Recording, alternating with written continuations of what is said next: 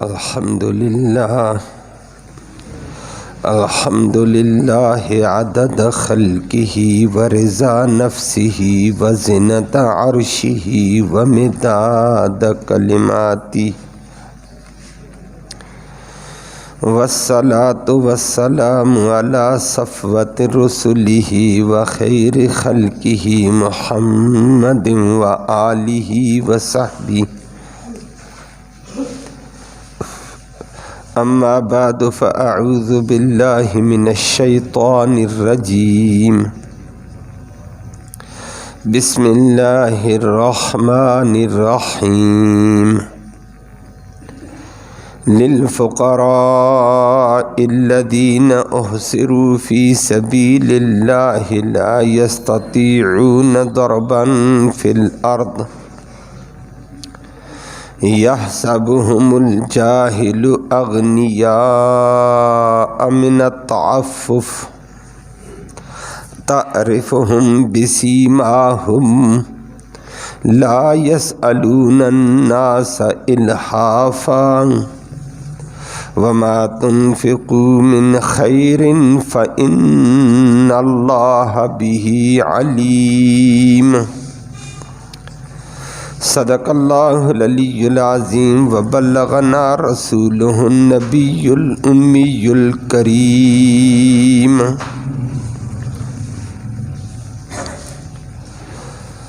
قابل صد تکریم معزز سامعین کرام،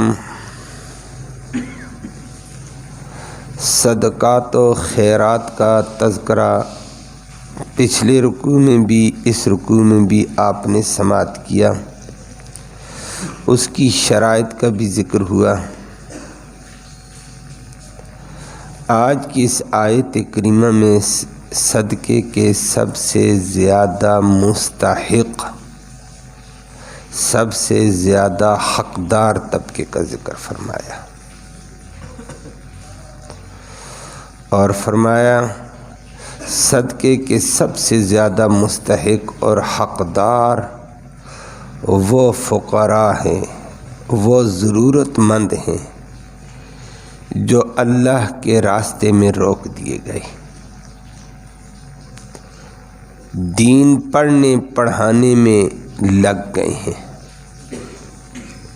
دین پڑھنا پڑھانا اللہ کا راستہ ہے، اور فرمایا اس وجہ سے وہ زمین میں چل پھر کر کاروبار، تجارت اور نوکری نہیں کر سکتے ہیں،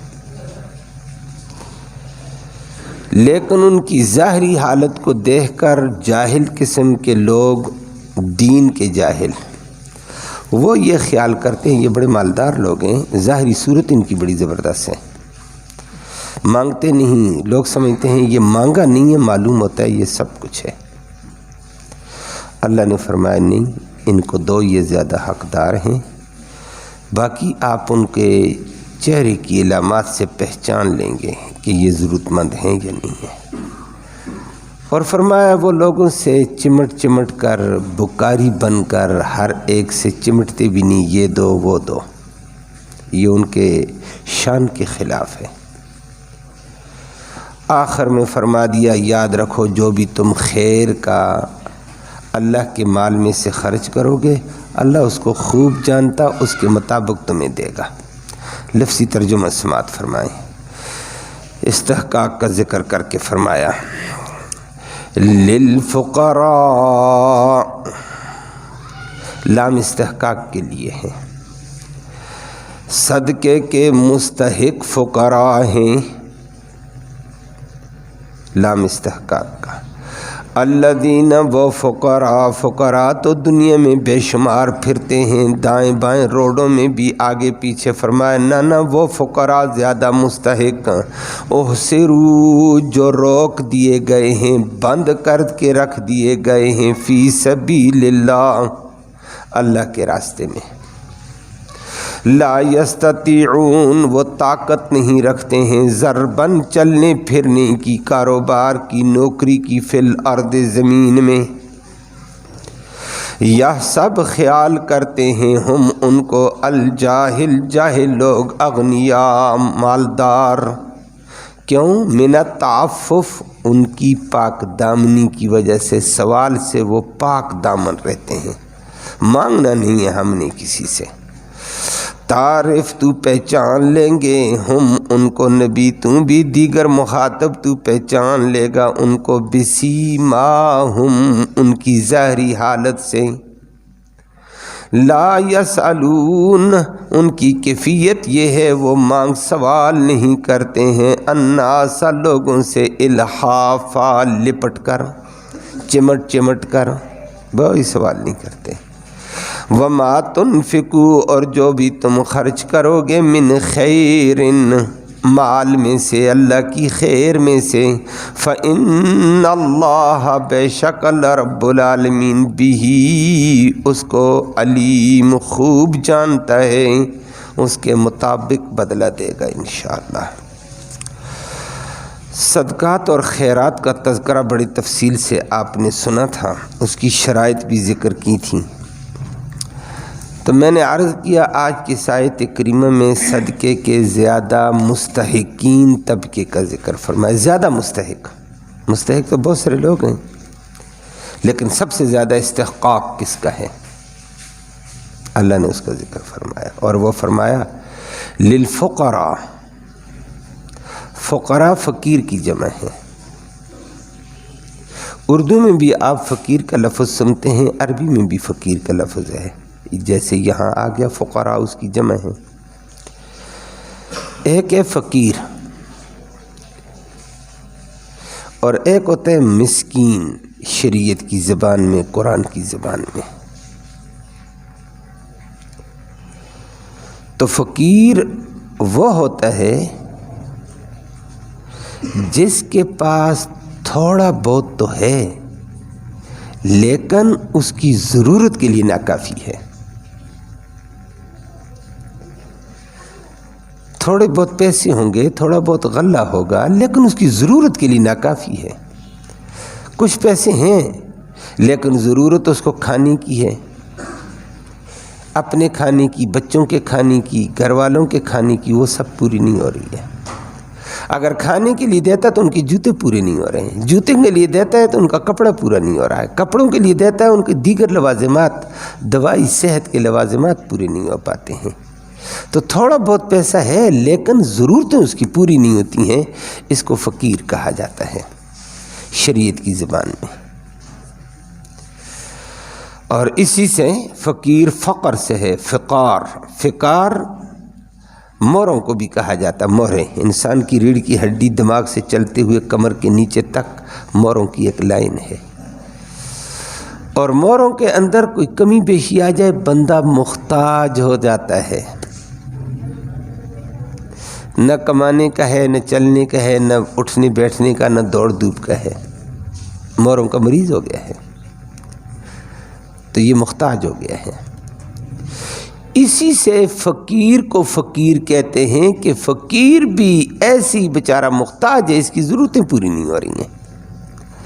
جیسے وہ اپنی ضرورتوں کو دوڑ پھر کر کو نہیں پوری کر سکتا ہے فقار والا، ایسے یہ بھی نہیں کر سکتا ہے۔ یہ ہے فقیر کا معنی میں نے کیا لغت میں۔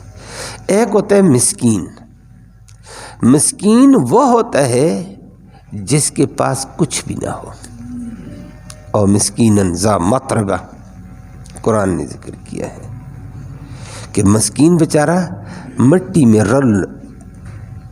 رلتا رہتا ہے، وقت کا کھانا بھی جس کے پاس نہ ہو، ضرورتیں بعد کی باتیں ہیں، کچھ بھی نہیں ہو جس کے پاس، اس کو مسکین کہا جاتا ہے شریعت کی زبان میں۔ تو بہرحال یہاں تو فقراء کا استحقاق پیش کیا، تو مسکین بدرجہ اولا مستحق ہوگا جس کے پاس کچھ ہو ہی نہ۔ تو فرمایا للفقراء، صدقات اور خیرات کے مستحق فقراء ہیں، لیکن فقراء تو بے شمار ہیں، ضرورت مند تو بے شمار ہیں، بازار میں بھی ہیں، دائیں بائیں بھی ہیں، گلی کوچے میں بھی ہیں۔ تو آگے ان کا ذکر فرمایا نہ، یہ صدقے کا زیادہ مستحق وہ فقیر ہے جو گلی کوچے میں مانگتا شانگتا نہیں ہے، دائیں بائیں لجاجتے نہیں کرتا، یہ وہ فقراء ہیں الذین احصروا فی سبیل اللہ، جو اللہ کے راستے میں بند کر دیے گئے، اللہ کے راستے میں روک دیے گئے۔ اس کے دو مصداق ہیں۔ ایک، جو لوگ جہاد پر جاتے ہیں، اب یہ جہاد پر گیا تو تجارت اور کاروبار اور مزدوری نوکری نہیں کر سکتا ہے، اور اگر نوکری اور تجارت کے لیے ہوتا ہے تو جہاد نہیں ہو سکتا ہے۔ تو اب جہاد کے مرحلے میں یہ لگا ہوا ہے، جہاد اللہ کا راستہ ہے، دین کا راستہ ہے، تو یہ بیچارہ کمانے کا نہیں ہے، یہ فی سبیل اللہ ہے۔ کہ اگر ادھر ہوتا تو یہ کام نہیں، ادھر ہوتا تو وہ کام نہیں۔ تو فرمایا یہ فقراء جو مجاہد ہے بیچاری کی ضرورت پوری نہیں ہوتی ہے، اس صدقے کا مستحق یہ ہے۔ نمبر 2، دوسرا تھوڑی دیر پہلے آپ نے معنی سنا، صدقے کا مستحق دین پڑھنے پڑھانے والا ہے، کہ جس نے دین کے پڑھنے کے لیے اپنے آپ کو وقف کیا، دین کے پڑھانے کے لیے اپنے آپ کو وقف کیا، اب دین پڑھاتا ہے، مزدوری نہیں کر سکتا ہے، تجارت نہیں کر سکتا ہے، اور اگر تجارت کے لیے آتا ہے تو آپ کو پتہ ہے تجارت کے لیے تو ٹائم چاہیے، مال لانا ہے، مال کو بیچنا ہے، مال آگے پیچھے بڑا وقت چاہیے۔ اگر ادھر ہوتا تو وہ دین کا پڑھانے کا کام اس کا رہ جائے گا، اور دین کی اشاعت رہ جائے گی، لوگ جہالت میں آ جائیں گے، دین کا کام رک جائے گا۔ تو دین کے تقاضے کو پورا کرنے کے لیے دین نے پابند کیا ہے کہ پڑھا، تجھے اللہ نے علم دیا ہے، تو وہ اپنے آپ کو دین کے لیے روک دیتا ہے، اور دین کے لیے اس کو روک دیا گیا ہے کہ دین تجھے سہولت ملی ہے، اللہ نے مقام دیا ہے، نعمت دی، اس کو بیٹھ کر پڑھاؤ۔ اب وہ پڑھانے کے لیے تو اچھا خاصا ٹائم چاہیے، وہ آپ کے بھی علم میں ہے۔ اگر قرآن کا ہی پڑھانا لیا جائے، صرف لفظی پڑھانا، ہمارے قراء کرام پڑھاتے ہیں، حفظ کراتے ہیں، او صبح سحری کو اٹھتے ہیں، بیچارے 11 بجے تک رگڑا لگتا ہے، کہتے ہیں جی اتنا لمبا، کہتے ہیں جی پھر بھی کام نہیں ہوتا ہے، کبھی بچے کا سبق سننا، سب کی سننا، منزل سننا، نہیں تو بچہ بیکار ہو جائے گا۔ پھر ظہر کے بعد دوبارہ قاری صاحب شروع ہو گئے ہیں، او عصر تک، اب انہی کا دماغ ہے۔ پھر مغرب کے بعد دوبارہ شروع ہو گئے، کب تک؟ رات 10 تک۔ ہمارے مدارس کی ترتیب رات 10 تک ہوتی ہے، کبھی کبھی 11 تک ہو جاتی ہے بعض وجوہات کی وجہ سے۔ رات کو 11 کے بعد چھٹی کرو بھائی، اب تھوڑا بہت کرو اور سو جاؤ، صبح پھر سحری کو اٹھ گئی۔ اب جو بندہ بند ہو گیا ہے، اگر یہ جاتا ہے کاروبار کے لیے تو اتنا ٹائم کون دے گا؟ بچے تو ضائع ہو گئے، یہ دین کا قرآن کا کام رک گیا۔ تو قرآن کے لیے الاحصروا فی سبیل اللہ، یہ اللہ کے راستے میں روک دیے گئے، بیٹھو بھائی پڑھاؤ۔ اگر قرآن ہی وہ پڑھاتا ہے پھر بھی اچھا خاصا ٹائم چل رہا ہے، اور اگر حدیث پڑھاتا ہے تو اس کے لیے بھی اس کو اچھا خاصا ٹائم چاہیے، تفسیر پڑھاتا ہے اس کے لیے اس کو اچھا خاصا ٹائم چاہیے، قرآن و حدیث کے استنباطی مسائل فقہ پڑھاتا ہے اس کے لیے ٹائم چاہیے۔ دیگر علوم ہیں، 14 علوم ہیں دین کے اور قرآن کے برتری حاصل کرنے کے، جو مدارس کے اندر 14 علوم پڑھائے جاتے ہیں، 14 کے 14، ان پہ دسترس ہو تو تب ایک مفسر ایک محدث بن کر آتا ہے، نہیں تو نہیں۔ اس میں صرف آ جائے گی، نحو آ جائے، علم صرف، علم نحو، علم منطق، علم فلسفہ، علم کلام، علم ریاضی، علم جغرافیہ، علم ہندسہ، یہ بڑے بڑے علوم ہیں۔ علم میراث ہے، علم فقہ ہے، علم اصول فقہ ہے، اصول حدیث ہے، اور درایت حدیث ہے، روایت حدیث ہے، بڑے علوم ہیں، لغت ہے، ادب ہے، یہ بے شمار علوم ہیں۔ اب ان کو پڑھانے کے لیے اس کو ٹائم چاہیے۔ نمبر 2، صرف پڑھانے کے لیے ٹائم نہیں، کلاس میں جانے کے لیے تیار ہو کر جانا پڑے گا. اگر کلاس میں 1 گھنٹہ پڑھائے گا تو اس کو 2 گھنٹے تیاری کرنی پڑے گی مختلف کتب سے. 4 گھنٹے پڑھائے گا تو اس کو 4 گھنٹے تیاری بھی چاہیے, تب یہ آگے جا کر کام کرے گا. اب یہ بیچارہ اگر یہ پابند ہوا ہے, صبح سے یہ عصر تک پڑھائے گا, رات کو یہ مطالعہ کرے گا, تو یہ کمائے گا کہاں سے؟ یہ تو بند ہو گیا ہے. اگر پڑھاتا نہیں, جہالت عام ہوتی ہے, دین ختم ہوتا نظر آ رہا ہے, دین کی ضرورت پوری نہیں ہوگی. حافظ کہاں سے, مولوی کہاں سے, عالم کہاں سے, مفتی کہاں سے ملے گا؟ دنیا تو جہالت میں ڈوب جائے گی. تو یہ بیچارہ اپنے آپ کو پابند کر دیتے ہیں. یہ احسروا فی سبیل اللہ, اور اللہ کے راستے میں بند. اب دین کے لیے اپنے آپ کو اس پڑھانے والے نے بھی وقف کیا, پڑھنے والے کا بھی یہی حال ہے. پڑھنے والے طلباء کرام کا بھی یہی حال ہوتا ہے. ان کو صبح پابند کیا جاتا ہے. اگر حفظ والا بچہ استاد پابند کرتا ہے, صبح اذان کے وقت آ بھائی, نہیں تو گھر جا ہی نہیں, میرے پاس رہو ادھر ہی, تیری رہائش ادھر ہی. صبح سحری کو ہم خود اٹھائیں گے, خود آپ کو سلائیں گے, خود نظام ہوگا, رات کو سلا دیں گے. اور اگر غیر رہائشی بچہ بھی ہے, اس کو بر وقت صبح پہنچاؤ جی, شام کو لاؤ جی.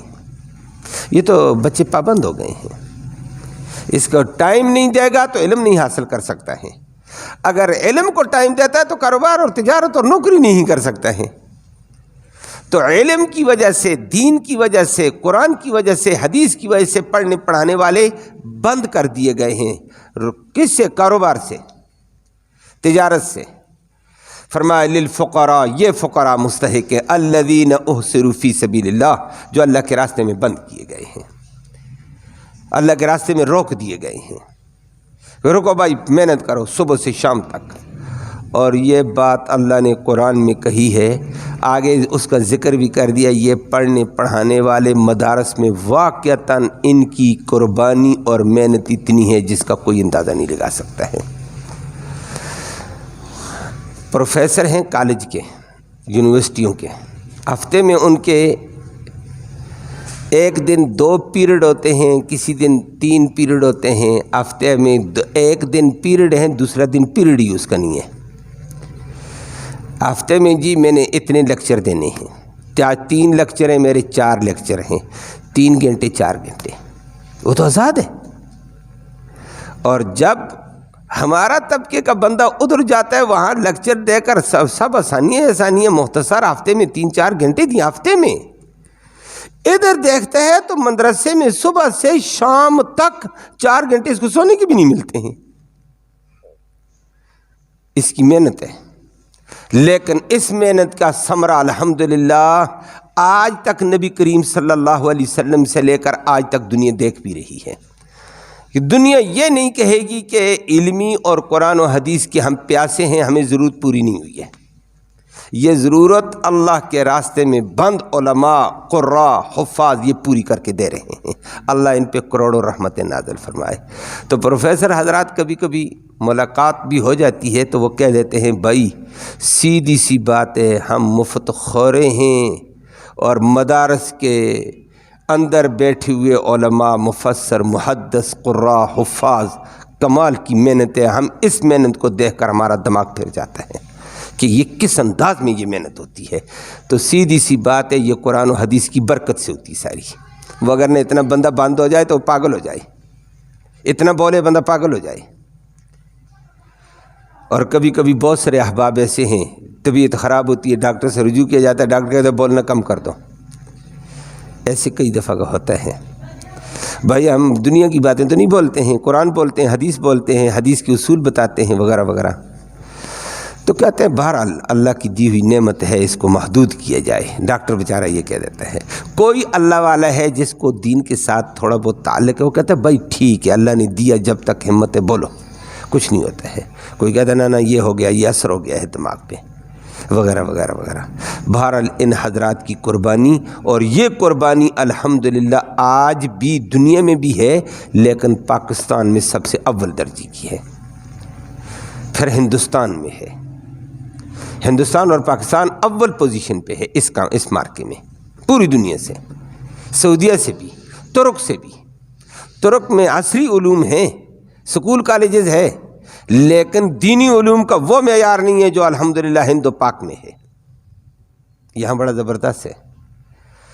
اور ہمارے مدارس نے جو رجسٹر مدارس کے اعتبار سے وفاق المدارس نے تیار کر کے حفاظ دیے، پچھلے سال، اس سال ابھی آنے والا ہے، امتحان کا مرحلہ آنے والا ہے، پچھلے سال 1,08,000 بچہ دیا حافظ بنا کر۔ دنیا کی طاقت ایسے نہیں پیش کر سکے گی۔ یہ رجسٹر مدارس ہے، اس کے علاوہ ہمارے تبلیغ کے مدارس ہیں، دوسرے چھوٹے موٹے مدارس رجسٹر بھی نہیں ہیں، ان کی تعداد علماء بے شمار دیتی ہے، مفتیان کرام بے شمار پیش کر دیتی ہے۔ فنڈ کون دیتا ہے؟ حکومت خود پریشان ہوتی ہے کہ اتنے بڑے طلباء اتنا بڑا کام کرتے ہیں، یہ فنڈ کہاں سے آیا تھا؟ اوے جس کا دین کا کام کیا جاتا ہے پورا وہ کرتا ہے، لیکن ان کی کمال ہے روکھا سوکھا کھا کر پڑھتے بھی ہیں پڑھاتے بھی ہیں۔ اور بہت سارے مدارس کا دورہ کر کے دیکھو نا، جیسے قرآن نے کہا ہے للذین احصروا فی سبیل اللہ لا یستطیعون ضربا فی الارض، یہ زمین میں چلنے پھرنے کی ان کو طاقت ہی نہیں ہے۔ اگر زمین میں چلتے پھرتے ہیں کاروبار کے لیے تو دین رہتا ہے، پڑھنے کے لیے کاروبار کے لیے جاتے ہیں تو دین پڑھانا رہتا ہے، پڑھنا رہ جاتا ہے۔ لا یستطیعون ضربا فی الارض، اور واقعتاً یہ لوگوں نے اپنے آپ کو بند کیا ہے، روکھا سوکھا کھایا ہے لیکن دین پڑھایا ہے، پڑھا ہے۔ اس کی مثالیں اگر بیان کرنے شروع کر دی جائیں وقت ختم ہو جائے گا، لیکن مثالیں نہیں ختم ہوں گی۔ اللہ ایسے لوگوں پر کروڑوں رحمتیں نازل فرمائے اس کے مقابلے میں یحسبهم الجاہل اغنیاء، اب دین پڑھنے پڑھانے والا تو اپنا لباس سفید رکھے گا، اعلیٰ رکھے گا، گزارا چلائے گا، اس کے ساری سفید پوش لباس کو دیکھ کر جاہل کہتے ہیں یہ تو بڑا مالدار ہے جی، اس کے جوڑے کو دیکھو، تو جوڑا وہ قرآن پڑھاتا ہے نا، تو قرآن کے مطابق جوڑا پہنتا ہے، باقی اندر اس کی ضروریات کو دیکھ، کتنی ضرورتیں ہیں وہ پرواہ بھی نہیں کر رہا ہے۔ یحسبهم الجاہل اغنیاء، اغنیاء ان کو مالدار، جاہل لوگ غنی خیال کرتے ہیں، من التعفف، ان کے پاک دامنی کی وجہ سے کہ یہ مانگا کبھی نہیں، انہوں نے سوال نہیں کیا ہے۔ تعفف عن المسئلہ، مانگنے سے پاک دامن رہتے ہیں، بھیک نہیں مانگیں گے بھائی، سوال نہیں کریں گے، یہ ہو گیا وہ ہو گیا۔ اللہ سب کو بچائے۔ تھوڑی دیر پہلے آواز لگ رہی تھی بزرگ کی، کہتا بچے حفظ یا بچیاں حفظ کر رہی ہیں اور یہ ہو گیا۔ نہیں، یہ وتیرہ نہیں ہے۔ ہاں، مدارس کے سفیر آ کر مدرسے کے لیے چندے کا اعلان کرتا وہ الگ ہے، وہ سنت سے ثابت ہے۔ رسول اللہ صلی اللہ علیہ وسلم اصحاب صفہ کے طلباء کے لیے وہ کر لیتے تھے۔ اپنی انفرادی طور پر دین پڑھنے پڑھانے والا مانگے، ایسے نہیں ہوگا، ذاتی طور پر نہیں ہوگا۔ طلباء کے لیے کبھی کبھی وہ اعلان، اجتماعی چندے کا اعلان نبی کریم صلی اللہ علیہ وسلم نے بھی کیا، وہ کرتے ہیں، لیکن کبھی ضرورتیں پوری ہوتی ہیں کبھی نہیں ہوتی ہیں۔ پچھلے دنوں یہیں اسلام آباد کے ایک مدرسے کا صورت سامنے آئی، کہتے ہیں جی اساتذہ کی تنہائی 4-5 مہینے سے نہیں، تنہائی نہیں ہوتی، وظیفہ ہوتا ہے، جیب خرچ تھوڑا بہت، تنہائی شنہا نہیں، لیکن کہتے ہیں طالب علموں کا کھانا نہیں تھا، استاد نے کہہ دیا کہ روزے بھی رکھو، نمبر 2 کہ اللہ سے مانگو، سحری کو دینے والا اللہ ہے، کس سے بھیک مانگیں گے، کیا کریں گے؟ تو وہ کئی دن سے روزے رکھ رہے تھے، اور پھر کہنے لگا، ایک طالب علم کہنے لگا ان کی کیفیت بعد میں اللہ نے یوں کر دیا، کرنے والا اللہ۔ لیکن یہ بیچارے ایسے ہیں، اور بہت سارے طلباء بیچارے ضرورت مند ہوتے ہیں، گھریلو اعتبار سے کمزور، کمانے کے اہل نہیں ہوتے ہیں، کمانے کے لیے جاتے ہیں، سبق رہ جاتا ہے، سبق کی طرف ہوتے ہیں، کمانا رہ جاتا ہے۔ تو فرمایا کہ لوگ ان کو یہ خیال کر لیتے ہیں کہ یہ تعفف کی وجہ سے یہ مالدار ہیں، لیکن حقیقت میں تعرفہم بسیماہم، ان کی ظاہری چہرے کا نقش و نگار، ان کی بول چال سے آپ پہچان لیں گے کہ بندہ ضرورت مند ہے، صرف اس کا سوٹ اچھا نظر آیا ہے اور کچھ بھی نہیں ہے۔ فرمایا اس سے چہرے سے پہچانوں گے، اور پہچان یہ ظاہری پہچان سے اللہ نے ذکر کیا۔ ابو ہریرہ رضی اللہ تعالیٰ عنہ فرماتے ہیں یہ آیت اصحاب صفہ کے طلباء پر نازل ہوئی تھی۔ اصحاب صفہ کے طلباء تھے، نبی کریم صلی اللہ علیہ وسلم کی مسجد نبوی کے ساتھ ایک چبوترا سا بنا ہوتا تھا، وہ طالب علموں کی رہائش ہوتی، طالب علم زیادہ ہوتے، مسجد نبوی میں سب بھی سو جاتے تھے۔ تو ابو ہریرہ خود کہتا ہے یہ آیت ہمارے بارے میں نازل ہوئی، میں خود اصحاب صفہ کا طالب علم تھا اور صبح سے شام تک پڑھنے میں لگے رہتے کہ ابھی باہر جائیں گے تو یہ حدیثیں رہ جائیں گی، امت کو ہم کیا دیں گے۔ اللہ ان پہ کروڑوں رحمت نازل فرمائے۔ اور ابو ہریرہ کے بارے میں آتا ہے، تبلیغی جماعت کی اس کتاب میں بھی نقل ہے اور روایتوں میں موجود ہے۔ ابو ہریرہ کہتا ہے منبر رسول اور عائشہ صدیقہ کے حجرے کے درمیان میں کئی دفعہ بے ہوش ہو کر گرا ہوں، اور لوگ آ جاتے میری گردن کے اوپر کبھی ایڑی رگلتے اور کبھی مجھے جوتا سنگاتے تھے، کیونکہ یہ ایک ٹوٹکا ہوتا تھا مرگی کے مریض کا کہ اس کو مرگی پڑ گئی ہے۔ اور خود آگے ابو ہریرہ کہتا ہے خدا کی قسم ما بھی مرض، مجھے کوئی مرض نہیں تھی، الا بی جوعن، مجھے بھوک کی شدت نے مارا ہوا تھا۔ اللہ ان پہ کروڑوں رحمت نازل کرے۔ تو ابو ہریرہ جیسے لوگوں نے دین کے لیے وقف ہوئے دین ہمیں دیا ہے۔ اور آج دنیا کبھی کبھی کہتی ہے، منکرین حدیث والے کبھی کبھی ہمارے اوپر اعتراض بھی کر دیتے ہیں دین والوں پر، کہتا تمہاری حدیثیں صرف ابو ہریرہ ہی ملا تمہیں؟ ارے ابو ہریرہ کی محنت کو دیکھ تو پھر تجھے پتہ چلے گا، اللہ نے نوازا ہے پھر ابو ہریرہ کو۔ نمبر 2، ابو ہریرہ کو نبی کی ایک معجزہ بھی ملا ہوا تھا، اس لیے ابو ہریرہ حدیثیں نقل کرتا ہے۔ تو ابو ہریرہ رضی اللہ تعالیٰ عنہ خود فرماتے ہیں کہ مجھے بھوک، کوئی مرگی شرگی نہیں ہوتی تھی، لوگ جوتا سنگائیں، میں یہ نہیں کہتا مجھے بھوک ہے کھانا دے دو، یہ وہ تھا یحسبہم الجاہل اغنیاء من التعفف، سوال نہ کرنے کی وجہ سے لوگ کہتے ہیں یہ بھوکا نہیں ہے، ٹھیک ہے، اندر سے بیچارہ بھوکا۔ اور ابو ہریرہ کہتا کبھی نہیں مانگا ہے، اصحاب صفہ کے طالب علم مانگتے ہی نہیں تھے، اور بعد نبی ترغیب دے دیتے، لوگ کھجوریں لے آتے، مال لے آتے، وہاں چبوترے میں رکھ دی جاتی ہیں اور ضرورت کے مطابق طلباء آپس میں تقسیم کر کے کھا لیتے، کبھی کبھی ایک کھجور کبھی ایک بھی نہیں تھی۔ اللہ اکبر۔ ابو ہریرہ خود ذکر کر کے کہتا ہے رضی اللہ تعالیٰ، بخاری کی روایت میں، مسلم کی روایت میں ذکر کیا ہے، کہتا ہے ایک دفعہ صبح سے ایک دن بھی کھانا نہیں کھایا، دوسرے دن بھی نہیں کھایا، اور نبی کی کلاس چھوڑی نہیں۔ شام مغرب کا ٹائم ہوا، نبی کریم صلی اللہ علیہ وسلم مغرب کے بعد عام طور پر طلباء کو تقسیم کر لیتے تھے کہ بھائی 2 طالب علم اپنے ساتھ لے جاؤ، ایک طالب علم لے جاؤ۔ لیکن وہ ایسا دن تھا، اس دن صحابہ کے پاس کھانا بھی نہیں تھا، ضرورت نہیں تھی، گرمی پوری نہیں تھی۔ تو میں راستے میں کھڑا ہوا نماز پڑھ کر، سوال نہیں کر رہا ہوں، یہ تعفف ہے، یہ پاک دامنی ہے مانگنے سے۔ دین والا کبھی بھیک مانگنے کی طرف نہیں جائے گا، بھیک مانگنا برا مرض ہے، یہ جو آج کل معاشرے میں آیا ہے بہت برا ہے، اس سے اسلام اجازت نہیں دیتا ہے۔ تو ابو ہریرہ رضی اللہ تعالیٰ فرماتے ہیں میں نماز پڑھ کر باہر جا کر مسجد کے سین میں دور کھڑا ہو گیا، تو میں نے کہا، ادھر سے ابو بکر گزرا میرے پاس سے، اور سمجھ گیا ابو بکر مجھے میرے قریب سے گیا، کیف انت یا ابا ہریرہ، ابو ہریرہ کیا حال ہے؟ میں نے کہا السلام علیکم جی، میں نے سلام کیا۔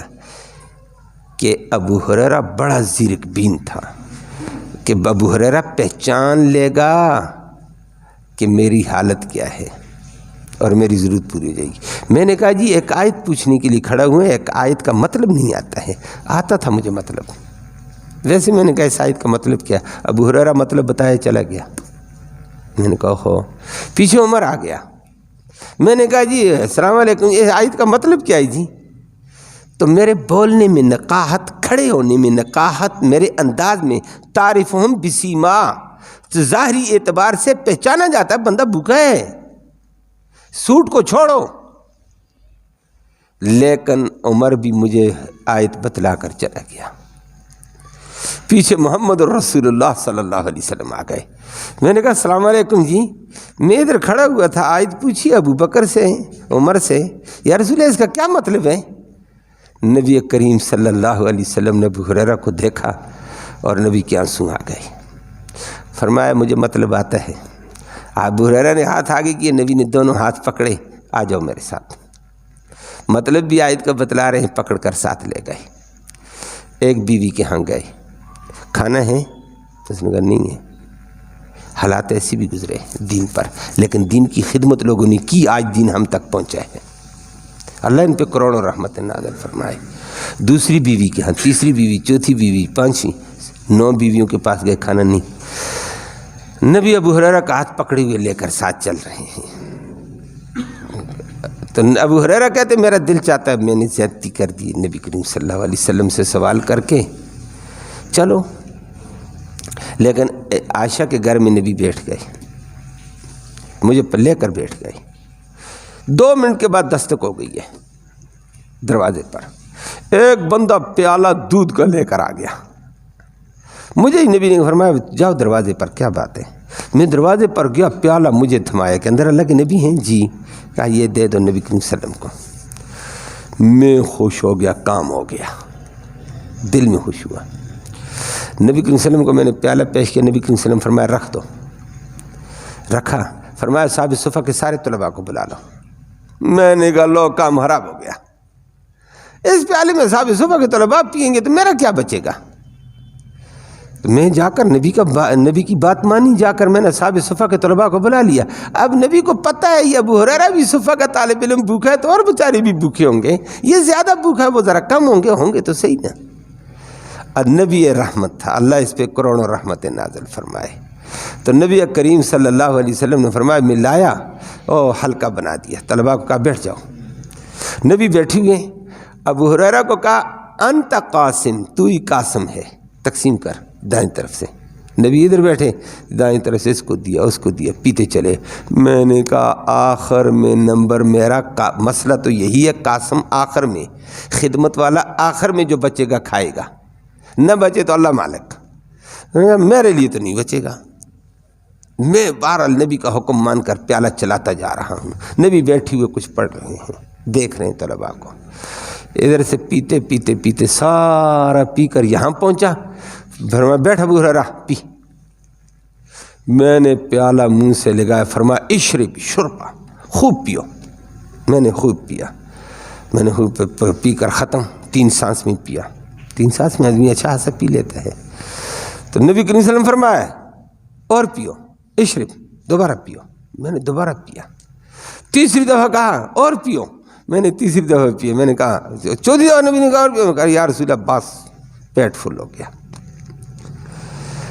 اس وقت نبی کریم صلی اللہ علیہ وسلم نے فرمایا کو میں نے دیا. آخر میں نبی نے لیا.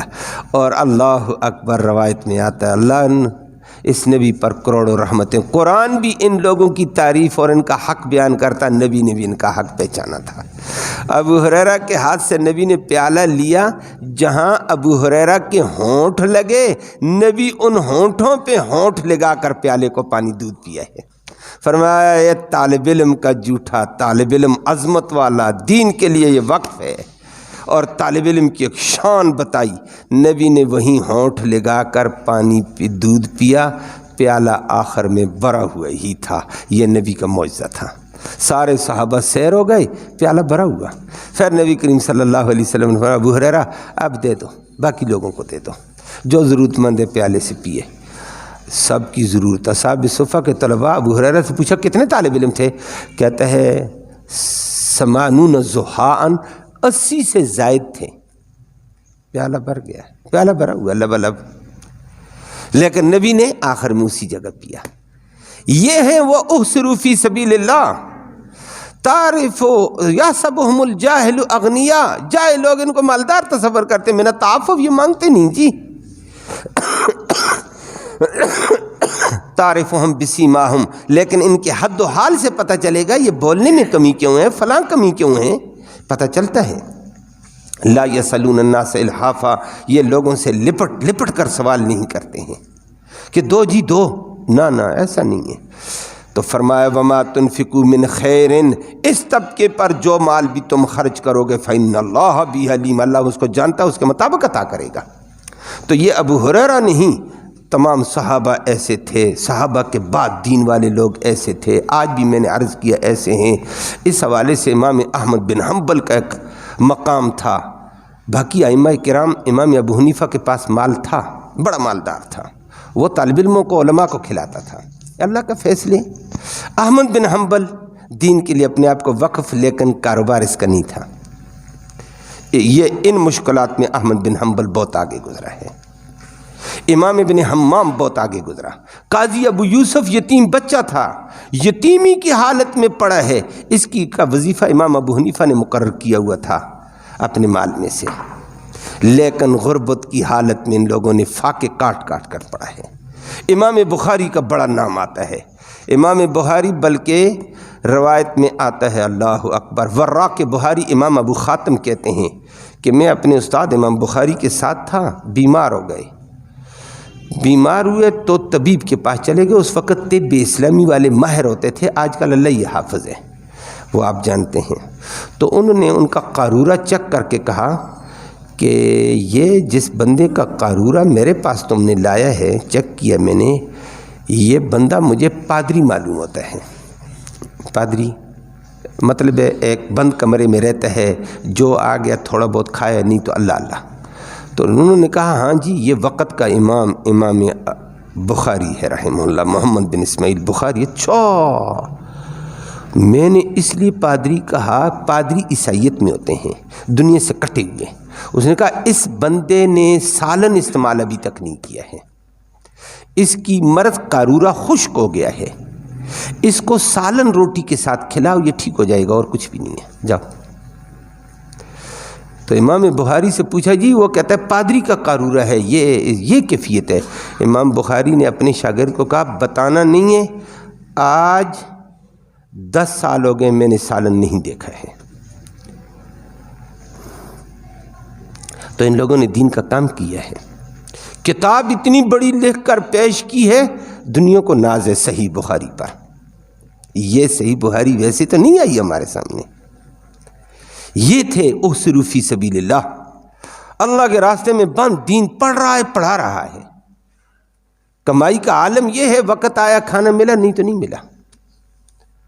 تو کہا بتانا نہیں، میں نے سالن نہیں دیکھا۔ کہا جی ڈاکٹر نے کہا ہے، طبیب نے کہا اس کو سالن کھلاؤ۔ اس وقت اس کے سالن کا اہتمام کیا گیا ہے، امام بخاری ٹھیک ہو گئے۔ یہ مشقت والی، اور امام بخاری رحمہ اللہ کے، یہ میں نے عرض کیا، امام بخاری، امام ابن حمام، امام قاضی ابو یوسف، یہ مشقت والے لوگوں میں ضرب المثل تھے۔